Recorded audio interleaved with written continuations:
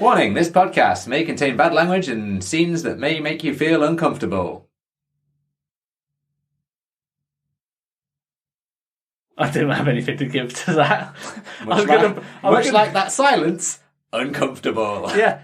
I was actually going to bust your chops on saying scenes, but I thought... Yeah, I thought you would. That's what I was waiting for. I thought as soon as I said it, I was like, flopped it. No, but then I thought, no, you can have audio, like an audible scene as well. Like, scene isn't a visual, like, isn't intrinsically visual. Yeah, you could have seen kids as well. Exactly. So that's why I was about to bust your chops and was like, actually, no, that's stupid. I'll be called out immediately by our listeners for that not being the case. Just like the Cleaves fan club. Started and number one founding member and only member. Well, I'm not in that membership either. Why would you want to be? Team T all the way. That's not even got you as a member. No, it doesn't. I hate myself sometimes. Oh, that's so sad.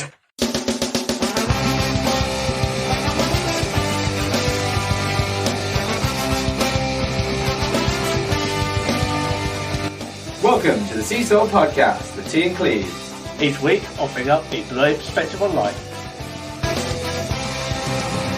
Hello and welcome. So, I think we should do, to start things off, is kick back with some little bit old school light admin. House saga update. Still not moved in. Still waiting on that house. So what's the problem? The council are the problem. They're slow as fuck. They need to get back to me. And they need to get back to the buyers so that I can get into my house. I'm sick and tired of waiting. At least the stamp duty's been extended. I mean, how pissed off would you be if that had not happened and then this had delayed it to the point where you had to pay stamp duty? I mean, it's still potentially a possibility, but we'll see. Hopefully not. Yeah. Because that's our new studio as well. Yep. What about light admin for you?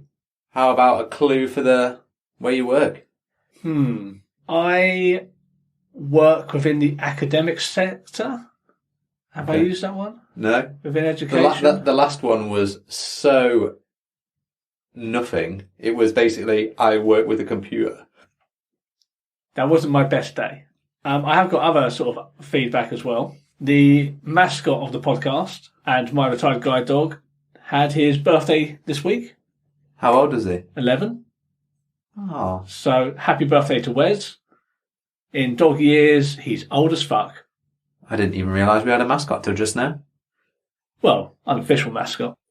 11. What's that in dog years? 77 roughly? Yeah, it depends on the breed. Shall we move to topic of the week?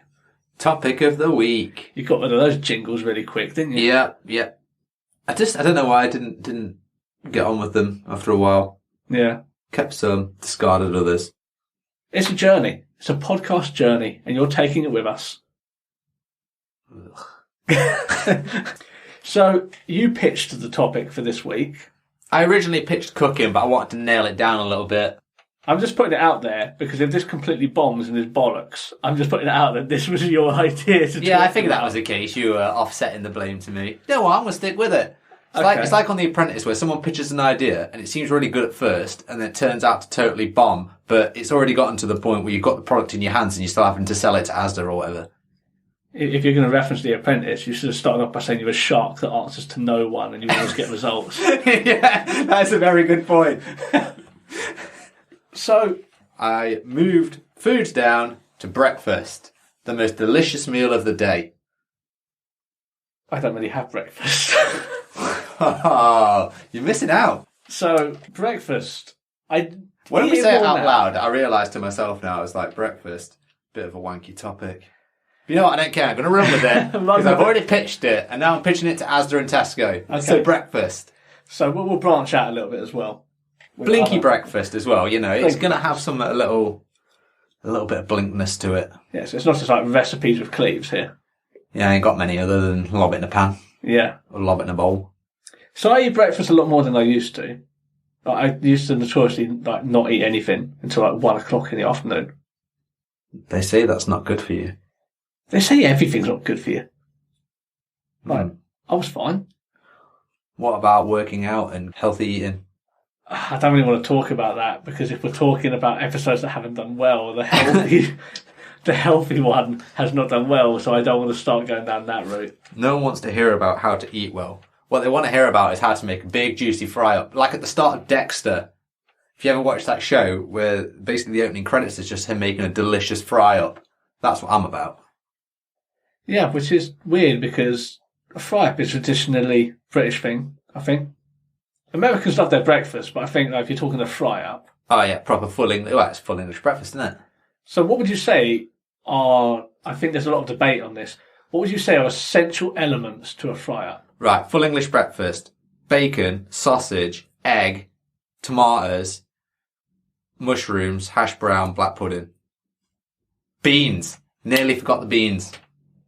I think I agree with you. I think if you look up like the definition of a breakfast, I think it's just something shit like tomato, bacon, eggs, and like mushrooms. I think it's like only like 4 things. As a full English? Yeah. It's not full though, is it? No, but I think like that's like a third English breakfast. The actual definition of it, I think, is very limited. But I will agree with you that sausage, bacon, eggs, hash browns, don't like mushrooms, so I'm not having those. Beans, fine. Egg. The only things that are really up for debate are mushrooms, tomatoes, and... even black pudding. Black pudding and hash browns. They're the things that are up for debate. The other 4 things are staple. Yeah, I'd say so. And hash browns, I do like a good hash brown. But I think you can't be surprised if you go somewhere and they don't have a hash brown on the menu. Yeah, no, that's fair. It's the same with black pudding. Like some places will just not sell black pudding. Yeah, I think that's just because it's a divisive piece of breakfast. Why less? Yeah, true. But then again, I don't like tomatoes. Everyone's like, even people that like tomatoes, or even people that don't like tomatoes, will like, oh yeah, I like those wanky tin tomatoes. No, you don't. Tomatoes are tomatoes. Get in the sea. What, the tomatoes? Yep. Sea tomatoes. Get a can of tomatoes, chuck it in the sea, and then go to your local B&B and have it without. I don't know why you go to B&B specifically for breakfast. Well, in my head, I'm at the seaside. Okay. I've already poured the tomatoes in the sea. Okay. And then I've gone back. For some reason, I'm staying at a B&B, obviously, because I'm at the seaside. And then I've gone back to the B&B to have my breakfast without the tomatoes. They've not realised that I've taken their tomato stash from the kitchen at this point. Okay, you've got to explain it if like you have an image in your head and you're just going to say like 2 words. Nope. You fill in the blanks. God damn it. But if you were cooking it yourself, how would you cook it? As far as being a blinky is concerned, we touched on some of this when we were talking about education, when I ranted on the stupidity of blind people in the kitchen. So I can elaborate a little bit on it now. Good topic. I know what you're saying. Carry on. So when you're doing like a fry-up, I know that some people are going to say, oh yeah, but you've got to fry it in oil, blah, blah, blah, blah, blah. It's like, yeah, it doesn't really make that much of a difference. I would put the sausages in the oven. In like a metal pan sort of thing. Not even on the grill, just in the oven? Just in the oven. Right. Just oven bake them. And with bacon, probably the same, to be honest. I'm not a big fan of bacon anyway, so I can take it or leave it, to be honest. I think the issue I have with bacon is, in the UK especially, when you go somewhere, they always give you that limp shit bacon. And when I've been to America, it's all like they make it crisp, like you can snap it like a twig. Yeah, you can cook it for longer if you're cooking it yourself. Yeah, but not if you're eating it at like a cafe or something. Yeah, but we're saying you're cooking it yourself now. Yeah, which I will make it crispy if I am going to have bacon, but I can take it or leave it. So you don't just bung it all in a frying pan then? No. Because you could just do it that way. Yeah. Sausage, 100%. bacon, eggs, all whacked in a pan. You could, but then they all cook at different rates. And I like control. And I think if you are visually impaired in the kitchen, having control is the most important thing. Knowing where things are and sort of knowing the process that's happening. The whole fuck it and bung it attitude of just putting bacon, sausages, and then cracking an egg into your frying pan. Like, the egg will cook first, but your sausages won't be. Yeah, you put them in first, don't you? Yeah, I know, but you're relying on, like, if you're blind, you're not going to know that. Sometimes you just got to cut out risk. Sausages you can get sick from. So if you just put them in the oven, by the time you've done your other prep, they'll be ready to come out of the oven at the end. Okay, fair. What about your tomatoes and beans? Microwave or in saucepan? I would say microwave. Yeah. Like, get one of those microwave, like you get... Easy fix, isn't it, mate? 2 minutes, bang, done. It's like Sistema is the company, but they're like microwave-proof, like cup things with a lid and a little vent on them. Just chuck your stuff in there. They don't explode all over the microwave. Like, they're good. They're good little things. So I'll just chuck the beans in there, tomatoes in there. Your eggs you're going to have to fry, though. I assuming you're going fried over scrambled. I prefer scrambled. Oh, what, mate? We're going to have some problems here. Because firstly, you're scrambled over a fried, man. Right. And secondly, you got no time for bacon. I mean, no one likes the last piece of bacon in the packet, where it's all like slimy. But once it's lobbed on the grill or in the frying pan, it's fine. Can I be even more controversial? No. I like turkey bacon. Oh, it's not even real bacon, is it? How can you call it bacon if it's not made of bake? Because I like turkey bacon. With bacon as well, like, I have a real issue with fat on meat. Like, I don't like the texture of it. I'm going to say, if you've got a problem with fat on meat, then probably a fry-up's not your jam. Yeah, but that's why, like, scrambled eggs with a bit of butter. You can put butter on your fried egg if you want. Yeah. Okay. I don't mind a fried egg, but I'm shit at doing them. So if my wife is home, she will do the eggs because she's really good at them. Well, this is what I'm saying. As a blinky, how do you make a good fried egg? Full of shell. Okay. Maybe you can field this because I don't fry eggs. If I'm on my own, I will scramble the eggs because it's easier, or do an omelette. I'll be honest, as a blinky, I take my chances. I get the pan going, hold my hand over it, and when I feel the oil spitting against my hand, I shake off the burns and then crack the eggs in. And then, when they're good enough for me to get my spatula underneath, and they're sort of whited off, that's when I'm good to go. Yeah, I mean, that's fair. It's a little bit of a hit and hope method, I'm not going to lie. I mean, if you're happy doing that as a blinky, fine. But if you just want to have like a fry up and you want an egg element, I'd say that's probably the most dangerous. Yeah. A scrambled egg you can just bang in the microwave, can't you? You can do. I've also got a thing as well with the same company. This is not sponsored by Sistema, although like Sistema, hit me up. I have a lot of your products and I love them all. I don't believe I'm atting this at Sistema on Twitter. Next episode brought to you by Sistema. Blinky friendly Tupperware. It is really good, to be honest. But I have a Sistema egg cooker. Okay. Which bakes eggs. You put it in the microwave. It bakes eggs. What do you mean? It makes like an omelette-y thing, but you can still have a runny yolk in it. It's just a little sort of plastic microwavable thing. And you crack your egg into it, close it, and then you've got the little vent on top like all their tubs have. And you literally throw it in the microwave for like a minute. And then it has like a perfectly like baked egg in there with a runny yolk, and you can just scoop it out. I feel like you can make a career, like Tupperware parties, but specifically with Sistema and Blinkies. Again, Sistema, hit me up. But it's such a useful little gadget because it gets me like a good egg every single time. So, you're a good egg. More of an Easter egg. No one's taking that away from you. What do you do about eating your breakfast? Your fried breakfast? How's the bean situation as a Blinky? Because we've talked before previously, as I've watched Blinkies with hilarious cruelty dipping into a roast dinner full of gravy. The bean juice is similar on the scale. I've watched a blind person eat a breakfast before, and it's been equal hilarity and pity. It's not pretty, is it? How is it for you? You've got a beard. It must be even worse. Generally speaking, if I'm doing a fry up at home, I won't have beans. It's just another thing that I can't be bothered with. I'm a bit lazy. If I'm making a fry up at home, I'll probably have scrambled egg on toast, a couple of sausages, and a cup of tea. Right, not full English then. It's not, but I cannot tell you the last time I made a full English. Me neither. To be honest, that's probably where you're getting them at a B&B at the seaside. Even then, I would have opted for meeting people in town and then going to like a Wetherspoons or something like that, and then getting one with a Guinness. Breakfast of champions. That's the new Guinness slogan. Yeah. When it's 8:30 a.m. and all you need is a fried breakfast and a Guinness. Actually, didn't we do that in Ireland? We had a fried Irish breakfast and a Guinness. Yep. And it wasn't late on, was it? No, it was not. It's about 8:30, 9ish.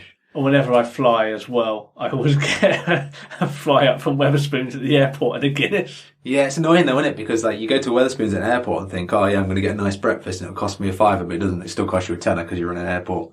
Yeah, it's absolutely ridiculous. I was shocked the last time I went, quite completely forgot. And then when my wife came back and it was like 25 quid for both of us, I was like, what? Yeah. We didn't buy the Wetherspoons. So, like breakfast, I'll always stick to things that are simple. Sandwiches, like sausage sandwich, or roll, or bacon sandwich. I mean, these are the easy things as a blinky to do.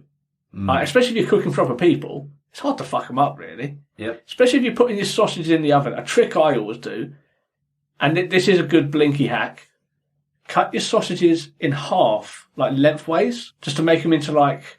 Okay, so patties. In this particular instance, you've got la-di-da Billy Big Ball sausages. In my instance, it's frozen Richmond, mate. If they're frozen, good luck. Yeah. But if they're not frozen, cut them before you put them in. They'll cook quicker, and they won't roll all over your plate, and they won't roll out of your sandwich. So it's easier to keep track of them, because they're not going to roll. I hate those pesky sausages just going walkabout. The amount of times I've bitten into a sandwich and the sausages haven't been cut and they just fall out and roll on the floor, and I'm not going to lie, I found a sausage under my couch and I had no idea how long it had been there. I don't know who dropped it and it rolled under. It was the way you said as well, keep track of your sausages like you've got to find my iPhone on the sausage. Find my sausage. Yeah. If I didn't already have a fantastic name for this episode, it would be Find My Sausage. I mean, ideally, get square sausages. Because square sausages not only are delicious... Your Scottish is showing. My Scottish is showing, to be honest. In fact, it's one of my favourite breakfasts. Square sausage, potato scone, and then an egg on top. And a warm cup of iron brew. Well, I don't want it warm. I don't know, it's breakfast, isn't it? You need a hot drink. Yeah, it's probably like alcoholic. You can have an iron brew and vodka. I assume that's what it comes with. Don't they call that a Scottish coffee? Okay. Should we move on to simpler things? Let's move on to simpler things. Bowl of cereal. Bowl of cereal. As a blinky, firstly, how do you get your cereal in the bowl without it flopping everywhere? I put my cereal into... fuck's sake. I have, from Systema... Oh, of course you do. I have airtight containers, and I pour my cereal into the containers. Because then I have measuring cups, and Where are they from? They're not for Systema. Oh, okay. No, they're just cheap ones I got from the supermarket. Does Systema make them? If they do, I'll be buying some after this recording. Yeah, I just put them in like airtight containers, like porridge, granola, or anything like that. Because then when you're a blinky, you can just scoop up like a cup, is like a portion, and then you can just fill on top and level it up, put your hand over the top. You're not going to drop it everywhere? Yeah, but surely you've got to put the bag into the Tupperware in the first place. Yeah, but that's not too difficult. It's quite a wide opening at the top. Yeah, okay. But what I mean is, if you've already got the bag open and you're scooping it into a container, why not just do that every time you want something to eat? Just into a bowl. Because it removes the risk of like the stuff going stale and like me not sealing it up properly. Right, okay. So just put them in the airtight containers. If you measured out the correct portion each time, then you could just, assuming you had enough Systema containers, Yes. one for each day, then you could just pour milk straight into it. No, but I put like the entire box in there and then I put that in the bowl. Well, how do you know how much milk to pour in? So that's tricky. I'm going to tell you that the easy solution is to not use milk. It's healthier for you, as far as nutrition, to use yogurt. So with my granola, I will have like the individual tubs of like natural yogurt. Can use a big one if you want, but then you're getting into like mess territory. I used to do that, but now I'll get like fruit corners where you have like the compote on one side and then the yogurt on the other. Yeah. I'll just open that and empty that into the bowl. Right, with my granola. Decent breakfast. No mess. Very controllable. If you are going to use milk, I'm not going to lie, I always fuck it up. I always put too little in there, in which case I'm just eating dry cereal, or it's cereal soup. That's just a shit load. And I can't think of any way around that, really. I mean, just do the classic thumb hook. Put your thumb over the side of the bowl, pour the milk in until it hits the top of your thumb, and you're good to go. Yeah, but you could still douse your cereal in milk. Well, yeah. Sometimes isn't that the point? Sometimes you don't want the milk coming over your cereal. At what point would it do that? How much cereal are you having? So you're saying push my thumb down into the cereal? Yeah, the side of the bowl. Yeah. Right? And then when you pour the milk in and it touches your thumb, then you're good, aren't you? You take your thumb out. You got a nice little milky thumb. But it depends how much cereal you got in there. It's not going to be so little cereal that when the milk hits your thumb, it's going to be too much milk. Well, it depends on how big the bowl is and it depends how much the portion is. Well, yeah, but again, if you're putting your thumb over the side, then you know how big the bowl is, don't you? No. Your solution is only relevant in your head where you know how big the bowl is and how much cereal you're Why would you in. not know that? You've literally put your hand over the side of it. Yeah, but what I'm saying is if you have a really wide bowl, the cereal's going to be really shallow at the bottom. Or if you have a really but again, you'd bowl, know that, wouldn't you? You can put your hand on the cereal, give your cereal a bit of a feel around. Also, if you're a blinky, chances are you know how big your crockery is. Yeah, that's true. Now whose theory works? I would just, Milky thumbs. I would just avoid milk. Yeah, it's gross. No one likes it. Okay, so yeah, you can do that. You can totally do that. You can also have pancakes if you're feeling particularly American, like sassy. Flipping them can be a bit tricky, but well, we had this conversation the other day. Before you even go that far, you were like, "How are you going to make your pancake batter?" Blah blah blah. I'm like, "What do you mean? You just buy it and pour it in a pan?" This is the big difference between me and you, which I think we have to outline. I enjoy cooking, whereas you are very much... I'm a convenience man. You're a man who eats to sustain, whereas I am a man who eats to enjoy. So I will make pancakes from scratch, whereas you'll get a squeezy bottle. Yeah. And there's nothing wrong with that. Mine's probably tastes better. I doubt it. Ah, the great pancake squeeze off. I don't have to squeeze mine because it's a loose batter in a bowl. That's the problem. Not enough squeeze to your pancake. As in life, as in pancakes. Okay. Regardless of how you do it, putting the batter in a measuring cup also helps for you to know like the area of like your pancake as well. So don't just pour the batter into the pan straight away.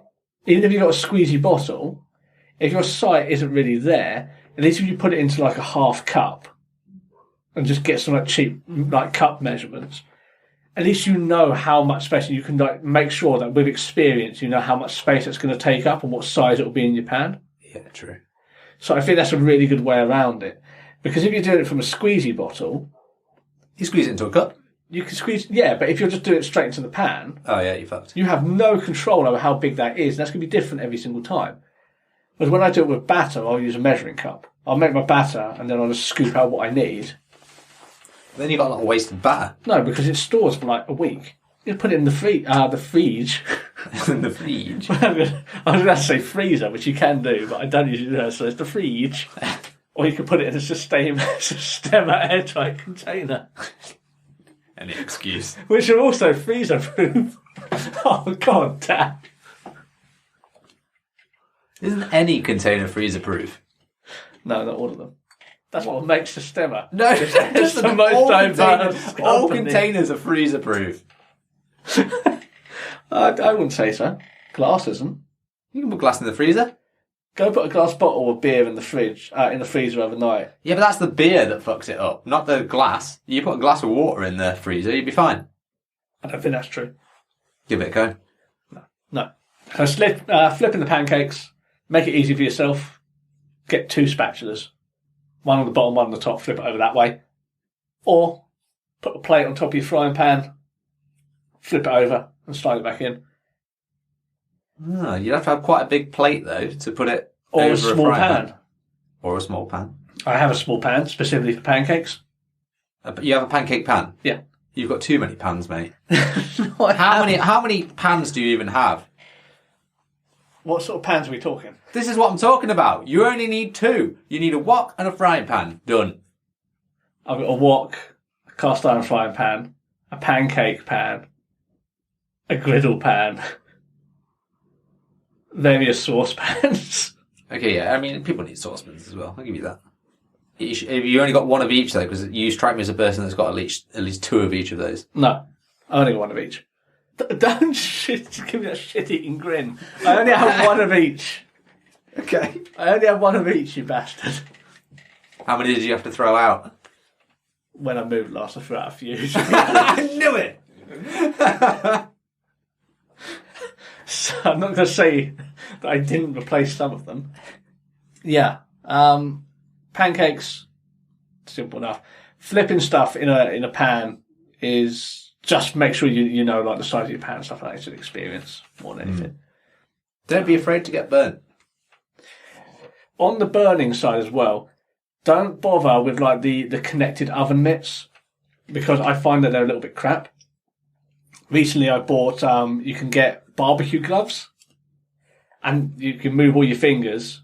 If you're a blinky, get those because you can actually grip things and they'll protect your hands. So you don't have to worry about all of the nonsense of using a tea towel or like a connected oven mitt. You just have a bit more control over what you're doing. And the ones I've got, like, super heat resistant. So technically, if I wanted to, I could probably flip a steak or piece of chicken in a pan using my hands, provided that they're clean gloves, because it's not really going to affect me all that much. Oh, that is actually a properly good solution. If those gloves do what you say they do, then just literally picking a bit of steak up out of a pan and just turning it over, or even a pancake, if I'm honest. Yeah. Just grabbing it and flipping it. I mean, yeah, you got to wash your gloves at the end of the day, but... Yeah, but these, they're quick dry as well. So just chuck them in your load and they'll dry up in an hour after you take them out. They'll be ready for the next day. There you go. But that's a good solution. Because the ones I get, I think they're only cheap, like £9, but they're rated up to like 800 Celsius. And nothing you're cooking inside is ever getting up to that.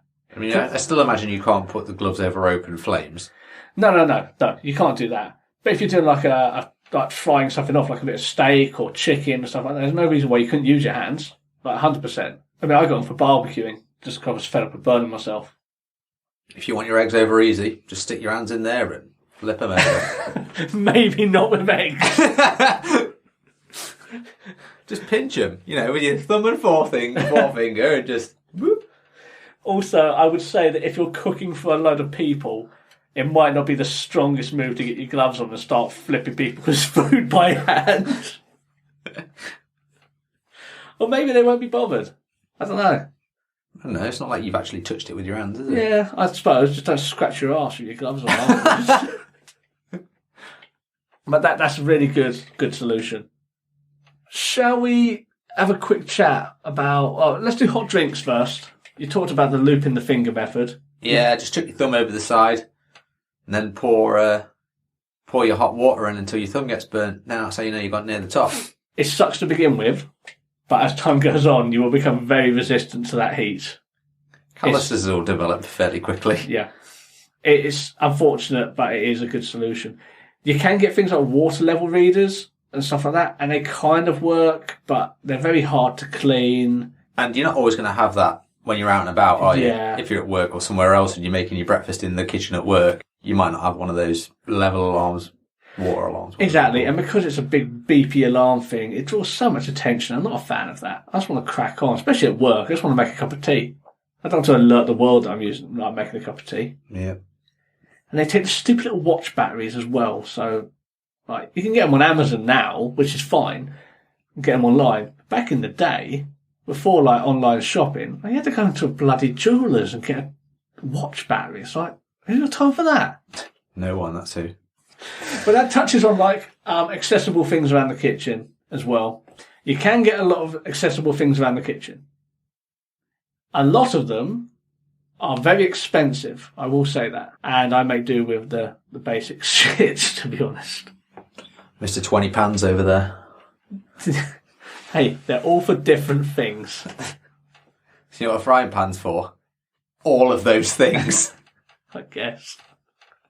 You can get stuff from like the R&OB and things like that in the kitchen. You want to get ripped off? That's the problem. Like, Not to...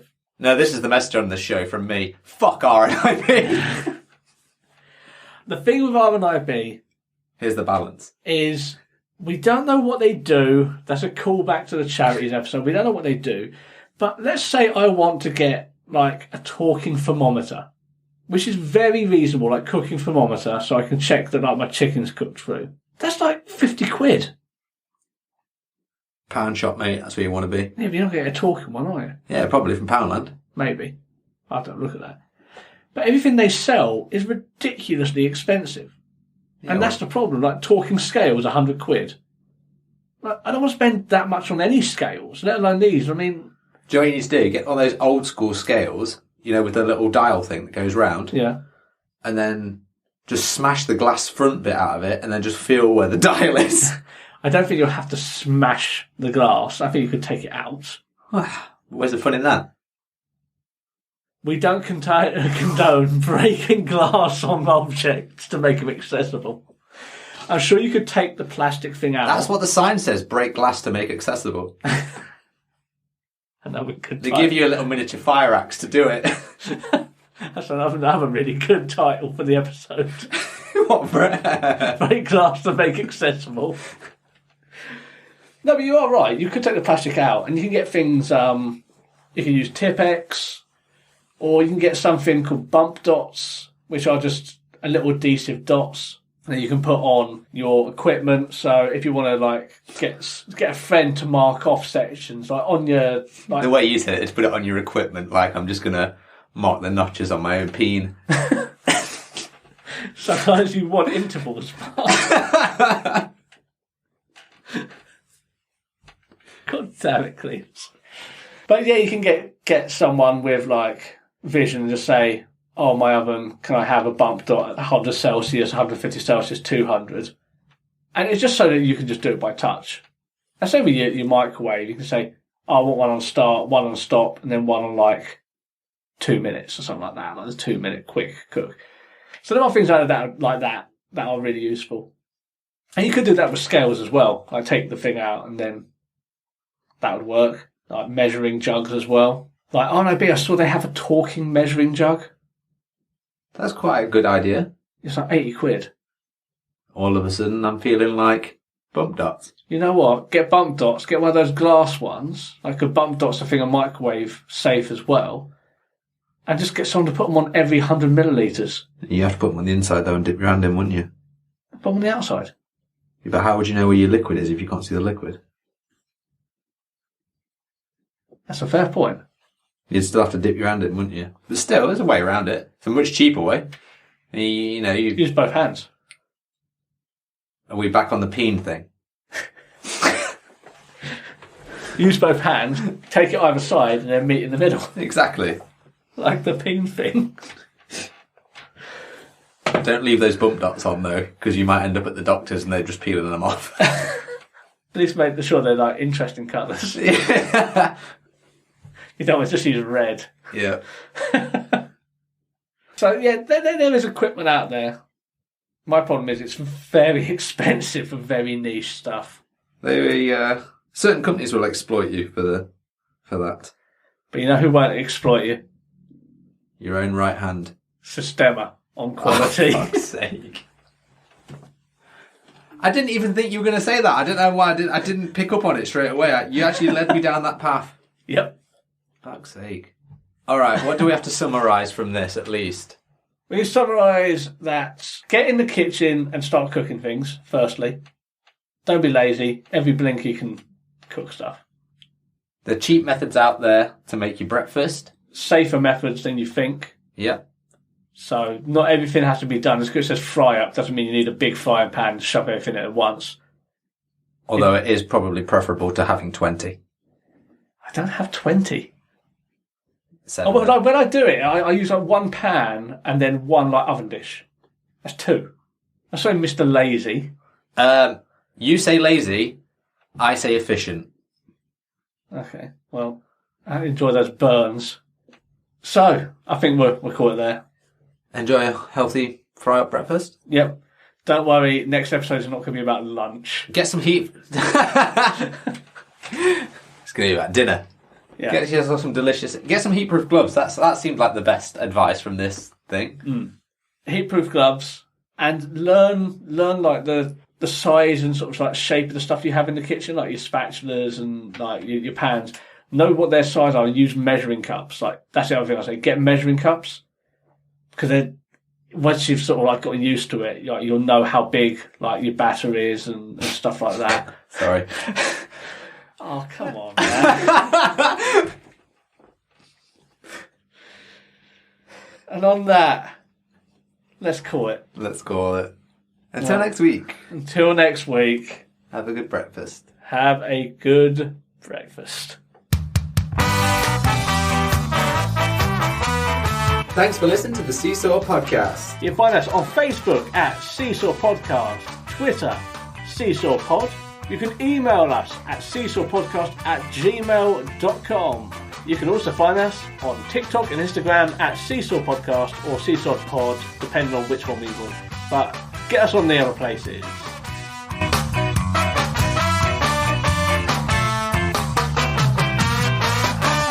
This podcast was recorded in front of a blind audience.